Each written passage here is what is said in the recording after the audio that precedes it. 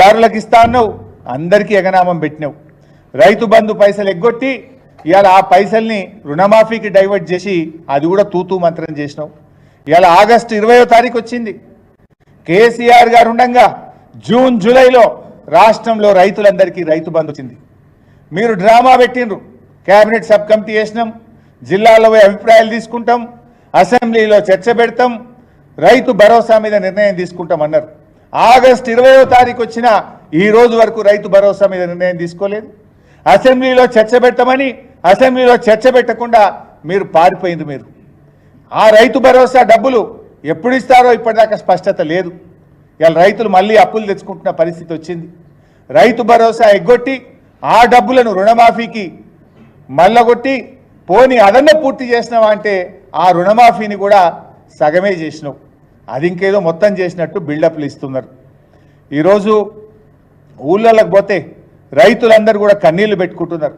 రుణమాఫీ కోసం కాలేదని చెప్పి అగ్రికల్చర్ ఆఫీసర్ల చుట్టూ బ్యాంకుల చుట్టూ కాళ్ళ చెప్పులు అరిగేదాకా అర్ధరాత్రి పూట కూడా వాన పడుతుంటే రాత్రిపూట కూడా బ్యాంకు మెట్ల మీద పడిగాపులు కాస్తున్న పరిస్థితి ఉన్నది. ఇవాళ ఓపిక నశించి బ్యాంకుల ముందు ధర్నాలు, వివిధ జిల్లాల్లో రాస్తా రోకోలు ఇవాళ జరుగుతున్న విషయం కూడా మీ అందరికీ తెలుసు. ఇవాళ నేను ఒకటే కోరుతున్నా రేవంత్ రెడ్డిని, నిజంగా రుణమాఫీ చేస్తే మీరు శ్వేతపత్రం విడుదల చేయండి. అసలు రుణమాఫీ చేసిండ్రా? ఈ రాష్ట్రంలో అప్పు తీసుకున్న రైతులు ఎందరు? రుణమాఫీ ఎందరికి అయింది? ఎంత డబ్బు రైతుల ఖాతాల్లో బదిలీ అయింది? ఎంతమంది రైతులకు రుణమాఫీ అయింది? ఇంకా ఎంతమంది రైతులు మిగిలిపోయినరో శ్వేతపత్రం విడుదల చేయండి. నువ్వు పెట్టినావు కదా అసెంబ్లీలో నీటిపారుదల మీద శ్వేతపత్రం అని, అప్పుల మీద శ్వేతపత్రం పెట్టినావు కదా, రుణమాఫీ మీద శ్వేతపత్రం ఎందుకు విడుదల చేయవు అని నేను అడుగుతా ఉన్నా. రాష్ట్రంలో అర్హులైన రైతులు ఎందరు? నువ్వు రుణమాఫీ ఎందరికి చేసినావు? ఇంకా ఎంతమంది మిగిలిపోయినరు? ఎన్నికల ముందు 40,000 కోట్లంటివి, క్యాబినెట్లో 30,000 కోట్లంటివి, చేసిందేమో 17,000 కోట్లు. 17,000 కోట్లు అన్నది కూడా బోగస్ లెక్కలే. ఇలా ఆ 17,000 కోట్లు కూడా ఈ రోజుకు రైతుల అకౌంట్లలో పోలేదు.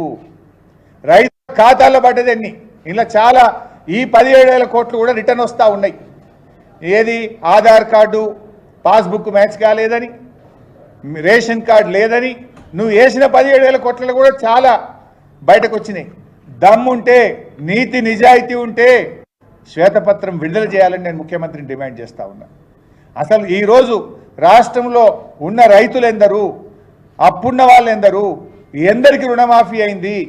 ఎంత డబ్బు రైతుల ఖాతాల్లో జమ అయింది?